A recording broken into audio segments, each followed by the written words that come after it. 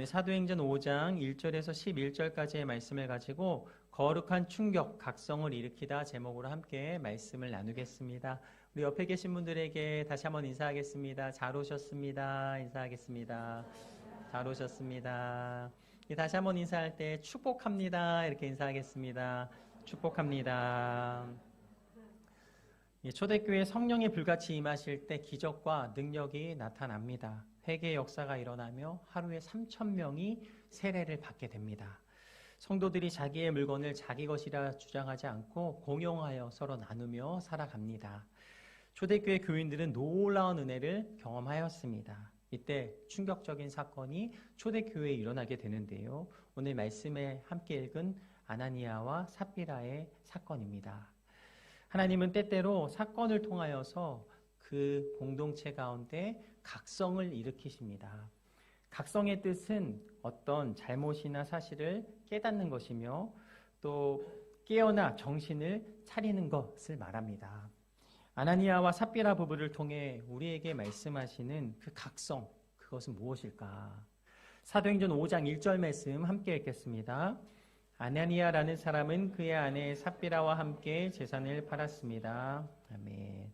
오늘 아나니아와 삽비라는 초대교회 창립 교인이며 신앙도 있었던 사람들입니다. 이 부부는 지난주에 함께 나누었던 우리 바나바를 통하여서 큰 도전을 받았습니다.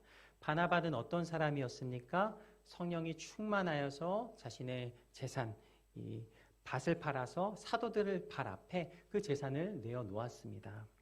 바나바는 위로와 격려의 사람이라 불렸고 초대교인들은 바나바를 존경하며 그를 칭찬하였습니다. 이를 지켜본 아나니아 삽비라 부부는 바나바에게서 질투를 느끼게 됩니다. 이들도 바나바처럼 땅을 팔아서 사도들의 발 앞에 내어드립니다. 그러나 사람들이 볼 수 없었던 이 부부만의 은밀한 대화를 우리는 말씀을 통하여서 보게 됩니다. 사도행전 5장 2절 말씀 함께 읽겠습니다. 그는 그 돈의 일부를 떼어 자기 것으로 숨겨두고는 나머지를 사도들의 발 앞에 가져와 바쳤습니다. 그의 아내도 이 사실을 다 알고 있었습니다. 오늘 말씀을 통해 주시는 첫 번째, 성령을 속일 수 있다는 위선에서 각성하라. 이 아나니아와 삽비라의 행위를 성경은 이렇게 말씀하십니다. 그는 그 돈의 일부를 떼어 자기 것으로 숨겨두었다. 그의 아내도 이 사실을 공유하고 있습니다. 그의 아내도 이 사실을 알고 있었더라. 이것이 바나바와 이 부부의 차이점이었습니다. 바나바는요, 성령에 이끌려서 구제 사역을 감당하였습니다. 그러나 아나니아와 삽비라는 질투와 시기심으로 이 구제를 하였습니다. 우리는 이 부부의 모든 상황들을 통해서 마귀의 습성에 대해서 깨달을 수가 있습니다. 마귀는 사람을 속이도록 거짓의 영을 집어넣습니다. 만약 이 사건이 그냥 아무도 모르게 통과되었다면 정말 이 사건은 그냥 지나가는 사건이었을 것입니다. 겉으로는 사람들의 모든 박수를 이끌어낼 수 있는 그런 구제였을 것입니다. 그러나 그 속에 무엇이 있는가? 그것이 굉장히 중요하다라는 것을 말씀을 통해 깨닫습니다. 마귀는 은밀하게 그 부부의 마음 가운데 거짓을 심어 놓았다. 아나니아와 삽비라는 이 마귀의 속삭임에 걸려들게 된 것입니다. 이 아나니아와 삽비라는 자기 집과 땅을 팔아서 헌신했습니다. 그러나 부부의 문제는 무엇입니까? 보여지기 위한 신앙이었다라는 것입니다. 하나님께서 나를 어떻게 생각하실까? 그것이 그들에게는 중요하지 않았습니다. 사람들이 나를 어떻게 생각할까? 이것에 집중하였던 것입니다. 예수님의 제자 중에는 늘 실수하였지만 항상 사랑하였던 베드로라는 제자가 있습니다. 그러나 회개를 맡아서 계산하며 예수님을 늘 지켜보며 경계하였던 가룟 유다가 있습니다. 이런 우리의 모습을 알았던 사도 바울은요, 에베소서에서 이렇게 우리에게 말씀을 전합니다. 에베소서 4장 27절 말씀 함께 읽겠습니다. 마귀에게 틈을 주지 마십시오. 우리는 삶을 살아가면서 삶의 순간순간마다 마귀에게 틈을 줄 때가 있습니다. 그것을 바울은 너무나도 잘 알고 있었던 것입니다. 이 아나니아와 삽비라 역시 마귀에게 틈을 주었습니다. 마귀는 여지없이 그 틈 사이를 공격하죠. 원망해라, 불평해라, 자존심을 세워라. 참지 말고 따져라. 왜 바보같이 당하느냐. 마귀는 계속해서 그 틈 사이를 공격해 나아갑니다. 선을 행할 때 시험은 더 많이 찾아오는 것을 느낍니다. 여러분, 기도원에서 열심히 기도하고 내려왔는데 기도원에서 내려와서 이 모든 환경과 상황들이 계속해서 나를 공격하는 것을 느낍니다. 그래서 기도원에서 받았던 그 감사와 기쁨을 잃어버리게 만드는 상황과 환경을 그렇게 마주할 때가 있습니다. 우리가 이곳에서 열심히 기도하고 예배드리고 삶의 자리로 돌아가는데 계속해서 사단은 우리를 넘어뜨리려고 불평하게 하고 염려하게 하고 근심하게 합니다. 그것이 바로 사단의 공격인 것이죠. 에베소서 6장 11절 말씀 함께 읽겠습니다. 마귀의 계략에 대적해 설 수 있도록 하나님의 전신갑주를 입으십시오. 또 야고보서 4장 7절은 말씀하십니다. 그러므로 하나님께 복종하고 마귀를 대적하십시오. 그러면 마귀가 여러분을 피할 것입니다. 아멘. 이 말씀을 기억하면서 우리는 이 마귀를 대적해야 하는 것이구나 라는 것을 깨닫습니다. 예수님의 이름으로 명하노니 더러운 귀신아 떠나갈지어다. 나를 분노하게 하고 질투하게 하고 시험에 들게 하는 모든 악한 영들아 나사렛 예수의 피로 명하노니 떠나갈지어다. 우리는 계속해서 사단의 모든 괴계를 능히 알고 우리는 이겨 나아가야 합니다. 이 아나니아와 삽비라는 사탄에게 속고 맙니다. 땅을 다 바치지 말아라. 얼마를 감춰라. 하나님은요, 헌금의 그 액수를 보지 않으십니다. 하나님은 헌금하는 그 마음의 중심을 받으십니다. 과부의 동전 2닙을 기쁘게 받으셨습니다. 시편 139편 1절에서 4절 말씀은 우리에게 이렇게 말씀하십니다. 함께 읽겠습니다. 오 여호와여, 주께서 나를 살펴보셨으니 나를 아실 것입니다. 내가 앉고 서는 것을 아시고 멀리에서도 내 생각을 아십니다. 주께서는 내가 길을 다니는 것과 내가 눕는 것을 아시니 내가 하는 모든 일을 샅샅이 알고 계십니다. 오 여호와여, 내가 말을 혀에 담기도 전에 주께서는 그것마저 다 아십니다. 아멘. 내가 앉고 서는 것을 아시고 멀리서도 내 생각을 아시는 분, 그분이 바로 하나님이십니다. 길을 다니는 것과 눕는 것을 아시며 하는 일을 샅샅이 아신다라고 말씀하십니다. 또한 내가 말을 내뱉기 전에 내가 무슨 말을 할지 모두 알고 계신 분, 그분이 바로 하나님이십니다. 우리 마음의 중심을 보고 계시기 때문에 내가 무슨 말을 고백할지를 아신다라는 것입니다. 예수님께서 베드로에게 이렇게 말씀하십니다. 마가복음 8장 33절 말씀 함께 읽겠습니다. 그러자 예수께서 제자들을 돌아다보시고 베드로를 꾸짖으시며 말씀하셨습니다. 사탄아, 내 뒤로 물러가거라. 내가 하나님의 일은 생각하지 않고 사람의 일만 생각하는구나. 예수님께서 베드로를 이렇게 꾸짖으십니다. 사탄아, 내 뒤로 물러가거라. 내가 하나님의 일은 생각하지 않고 사람의 일만 생각하는구나. 베드로가 성령을 받기 전에는 예수님께서 행하시는 일들을 다 깨닫지 못했습니다. 그러나 베드로는 성령을 받고 달라졌습니다.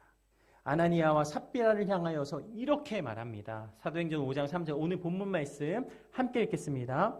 그러자 베드로가 말했습니다. 아나니아야, 어떻게 내가 사탄에게 마음을 빼앗겨 성령을 속이고 땅값으로 받은 돈의 일부를 내 것으로 몰래 숨겨 놓았느냐. 아나니아와 삽비라는 모두를 속일 수 있다라고 생각했습니다. 베드로가 성령으로 충만하지 않았다면 베드로 역시 속았을 것입니다. 그러나 베드로는 성령이 충만하였습니다. 성령의 충만함으로 베드로가 이렇게 말합니다. 아나니아야, 어찌하여 사탄에게 마음을 빼앗겼느냐.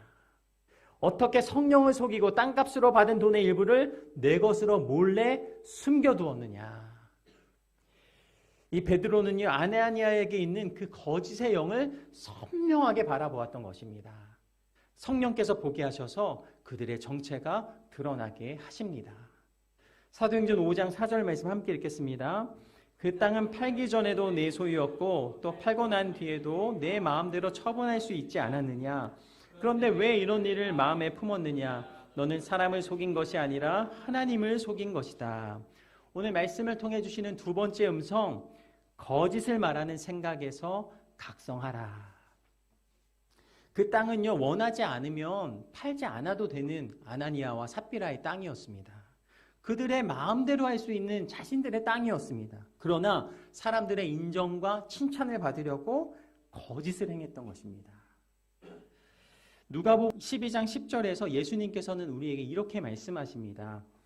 누구든지 인자를 욕하는 사람은 용서받겠지만 성령을 모독하는 말을 한 사람은 용서받지 못한다. 이들의 행동은 성령을 속이려는 행동이었습니다.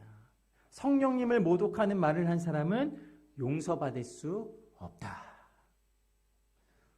저는 이 말씀을 읽으면서 너무나도 무서웠습니다. 하나님의 관심은 우리 겉모습이 아니라 그 영적인 중심의 태도인 것입니다. 우리가 이 시간 어떻게 하나님 앞에 예배를 드리고 있는가? 어떠한 마음으로 이 시간 예배를 드리며 주 앞에 나아가고 있는가? 하나님은 우리의 겉모습을 보시는 것이 아니라 마음 깊은 곳의 그 중심을 보고 계십니다. 하나님의 관심은 우리의 영적인 태도에 있구나. 내가 손해보고 억울하여도 거짓말을 하지 않는 그 중심을 보고 계십니다. 이것이 바로 성령 받은 사람의 모습인 것입니다. 언제나 한결같은 사람, 언제나 투명한 사람, 언제나 진실한 사람, 그 사람이 바로 성령 받은 사람입니다. 그 사람이 바로 하나님의 사람입니다. 사도행전 5장 5절에 6절 말씀 함께 읽겠습니다. 아나니아는 이 말을 듣자마자